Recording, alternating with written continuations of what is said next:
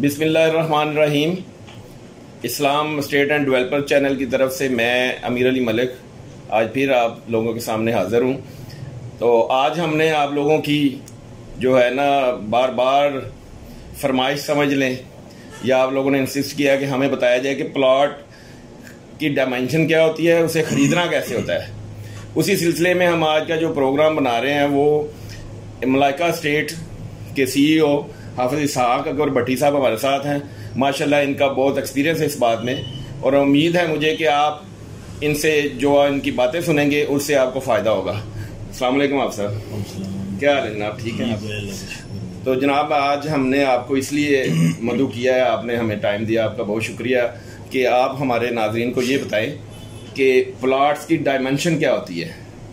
सबसे पहले तो बात यह है कि कोई कस्टमर जो भी रिक्वायरमेंट है कस्टमर की, फॉर एग्जांपल 1 कनाल की है, वो किसी भी डीलर के ऑफिस में जाता है, मलाइका स्टेट है, इस्लाम स्टेट या कोई भी ऑफिस है, सबसे पहले वो जाके बताएगा जी मैंने 1 कनाल का प्लाट परचेज़ करना है। डिमेंशन तो वो जब उनकी कोई डील मुकम्मल होगी तब जाके पैमाइश करें। भाई अगर 1 कनाल के मुख्तलिफ सोसाइटीज़ में मुख्तलिफ साइज़ हैं, ओवरऑल जो स्टैंडर्ड साइज़ है वो 50-90 का है जो कराल का है। इसी तरह जो ओवरऑल जो स्टैंडर्ड साइज़ है 10 मरले का वो 35-65 है। इसी तरह सारी कटिंग है। बाज़ सोसाइटियों में वो सड़क डाल के भी करते हैं, बाज़ में एज इट इज़ जो ना प्लाट जो पैमाइश है वो होता है। अब मामला रह गया कि अच्छा आप ये बताएं कि मरले में कितने फिट होते हैं? 225 स्क्वायर फीट का जो ना मरला होता है लाहौर में। ठीक।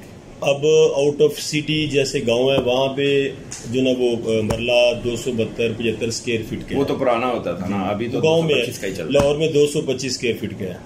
तो बाकी आप कस्टमर का कह रहे हैं तो आप जो ना किसी भी जो ऑथराइज्ड स्टेट है, रजिस्टर्ड स्टेट है, वहाँ पे आप जाएँ, वहाँ पे जाके ऐसे लोगों से डील करें जहाँ पे कोई खदशा ना हो कि आपका टोकन, आपका बयाना मतलब कि वो मर जाएगा, कोई बंदा ऐसा बैठा है कि जिसका अपना कोई म्यार नहीं है, अपना कोई करैक्टर नहीं है। ऐसे लोगों से जो ना आप बचने की कोशिश करें। अच्छा आपने अभी ये टोकन, ये बयाना कहा, तो ये कैसे होगा कि हम जब एक बंदा आपसे प्लॉट खरीदने के लिए आया है तो सबसे पहले उसका क्या तरीकाकार होगा?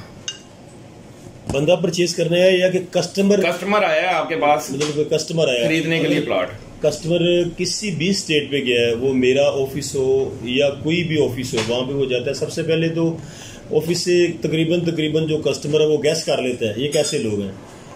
दूसरी चीज़ है कि आप अपनी पूरी वेरिफिकेशन करें। अगर कोई बंदा आपको बताता है कि ये 1 कनाल का फॉर एग्जांपल प्लॉट है, आपने मौका देख लिया है, आप उसकी पूरी वेरिफिकेशन करें। अगर आपकी डील होती है, टोकन आपका हो गया, वो आपको डॉक्यूमेंट्स देते हैं। आप अगर वो रजिस्ट्री इंतकाल है तो पटवार खाने में जाके खुद रजिस्टर और फर्द शर्त निकलवा के वो सारा उसकी वेरिफिकेशन करें। अगर वो ट्रांसफ़र लेटर, अलॉटमेंट लेटर है, तो आप जो भी मुतल्लिका सोसाइटी है वहाँ पे जाएं, वहाँ पे जाके आप अपनी वेरिफिकेशन करें। वेरिफिकेशन करने के बाद आप जाके अपना जो ना ऑनलाइन स्टाम्प 1200 वाला स्टाम्प पंजाब बैंक से जारी होता है, उस पर आप अपना कोशिश करें कि बयाना करवाएं। और बयाना होता भी उसी पे ही है।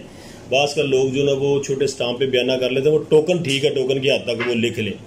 जो बयाना है जिसमें आपने मतलब कि सेव होना है वो 1200 वाला स्टाम्प है। और आप दूसरा काम ये करें कि जिसका प्लाट है उसका बेटा, भाई या किसी भी जो ना वो ब्लड रिलेशन है उसकी आप शनाख्त लाजमी डलवाएं, ताकि खुदा न खासा उसको मौत वाक़ई हो जाती है या और मामलात हो जाते हैं या वो मुकर जाता है तो कम से कम उसका कोई नेमल बदल, उसकी जगह पे कोई दूसरा बंदा होना चाहिए। और जो शरी लिहाज से 2 गवाहियाँ होती हैं, आप कोशिश करें अगर 2 से ज़्यादा भी करवा सकते हैं तो आपकी उसमें ज़्यादा सेफ्टी है। अच्छा सबसे पहले जो हम बात करेंगे कि अगर हमने कोई प्लाट हमारे पसंद आ गया है तो हम उसकी पेमेंट करना चाहते हैं, हमारी डील हो गई है, तो उसमें सबसे पहले हम कोई टोकन देंगे? सबसे पहले तो जो आपकी बातें तय हो जाती हैं उसके बाद वो डॉक्यूमेंट्स लेके आते हैं, आप टोकन देते हैं, क्योंकि वैसे तो आपको डॉक्यूमेंट्स देगा नहीं, उसकी प्राइवेसी है। ठीक है। जब आप उसके सामने टोकन रखेंगे, उसको पता होगा कि बंदा ये सीरियस है, इसने कोई चीज़ परचेज करनी है, अगर मेरा प्लॉट है या जो भी घर है या जिसकी भी डील हो रही है वगैरह वगैरह, तो जब आप टोकन रखेंगे वो डॉक्यूमेंट्स लेके आएगा, आप एक टेम्परेरी टोकन देते हैं, डॉक्यूमेंट्स लेते हैं, तब जाकर उसके बाद आप वेरिफिकेशन करते हैं, फिर बयाना करते हैं। पर जब ट्रांसफ़र का टाइम आता है या रजिस्ट्री इंतकाल है, परमिशन लेकर रजिस्ट्री की आप सैन कुटे किसी भी जगह पे करते हैं जो आपको परमिशन मिल गई, इजाज़त आपको मिल गई है, उसकी आप रजिस्ट्री के साथ साथ आप एक फुल पेमेंट की तहरीर लाजमी करवाएं। उसमें भी आप 2 जो ना गवाह डालें और एक शनाख्त डालें। फुल पेमेंट की तहरीर लाजमी है, क्योंकि जो रजिस्ट्री है वो तो डीसी रेट भी होती है। सही। और आप अगर 1 करोड़ की चीज़ परचेज करते हैं तो उसकी जो रजिस्ट्री है वो 1 करोड़ की तो नहीं होनी। तो आपके पास जो ना वो एविडेंस होने चाहिए स्टाम्प की शक्ल में कि आपने 1 करोड़ रुपया दिया है और जिसने आगे वो प्लाट बेचा है उसके पास पूरी अमाउंट 1 करोड़ रुपया चली गई है। क्या ऐसे ही कोई शक्ल है कि ऐसा होता है कि आपने 1 करोड़ की पेमेंट की है कि उसके लिए खास कीमत का जो स्टाम्प जारी होगा? नहीं, मैं समझता हूँ कि जो आपने बयाने वाला स्टाम्प जारी कराया है, अगर उसकी बैक साइड पे आपकी 3 सफ़े होते हैं, 2 लगा लें, बाज़ 2 लगाते हैं, बाज़ डीलर और बाज़ 3 लगाते हैं, कोई भी जो पेज खाली है उसकी बैक साइड पे अगर आप कंप्यूटराइज या अपने हाथ से लिख लेते हैं, उसी के ऊपर सैन गुठे कर लेते हैं, तो जैसे रजिस्ट्री की बैक साइड के ऊपर सैन गुठे होते हैं वो समझ लें कि वही वैलिड है, उनकी पावर ज़्यादा है। अच्छा, अब टोकन हो गया, उसके बाद हमने बयाना तहरीर करवा लिया। अब इसमें क्या कोई सरकारी तौर पे कोई होता है कि जो कस्टमर है उसको कितने माह का टाइम मिलता है बयाने के बाद कि पेमेंट आपने कितनी देर में करनी है? रूटीन में तो 3 माह का होता है। ये बामी रजामंदी से सारा 2 फ्री कैन का 2 पार्टियों का होता है, वो बेशक 2 दिन में कर लें। सरकार ने टाइम दिया 3 महीने का कि 3 महीने तक आप जो पेमेंट कर सकते हैं। लिमिट तो अगर कानून में जाए तो साल की भी है।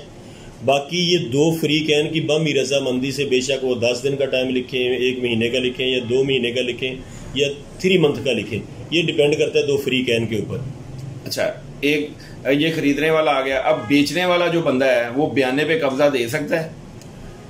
अगर देखा जाए ये भी इसी तरह ही बामी जो ना वो रजामंदी अगर उनकी अंडरस्टैंडिंग हो जाती है तो वो कब्जा दे सकते हैं। अदरवाइज जो कब्जा है, आप जब फुल पेमेंट देते हैं, एक तरफ आप पेमेंट दें, दूसरी तरफ जो ना आप पोजेशन लें, जो सही लीगल तरीका है। अच्छा, हमने पेमेंट पूरी कर दी है, हमने उनसे कब्जा लेना है, उसका क्या तरीकाकार है कि क्या उधर हमारे डॉक्यूमेंट्स क्या क्या होने चाहिए, कैसे हमें तकमील होगी, क्या हमें इसके बाद इसकी ज़रूरत नहीं किसी चीज़ की? ये डिपेंड करता है कि मतलब कि सोसाइटी कौन सी है। हर सोसाइटी के अलग अलग से रूल है। ठीक है।